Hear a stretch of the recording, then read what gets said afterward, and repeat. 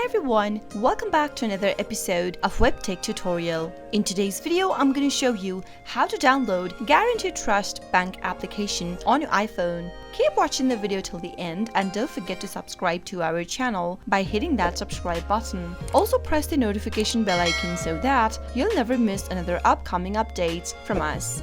First, make sure that you are connected to a Wi-Fi or a cellular data. Once you are, tap Open your App Store from the app drawer. As soon as you do that, go to the search button at the lower right-hand corner and in the search box that appears at the top, type in Guaranty Trust and make your search. You'll be able to find the application in the search result displayed on the next page. Look for this application right here that says GT Bank Finance and tap it on. You'll be able to see the application displayed in the search results, all of its infos, ratings and reviews, and much more. To get the application downloaded on your iPhone, tap the Get button right beneath the app. The download will begin for your application. Wait until it completes and you'll be able to operate the application just fine with your iPhone. With your Guaranty Trust Bank mobile application installed on your mobile device, you can view your balance on your bank accounts, manage your account and preview your transaction history, pay your bills, and much more.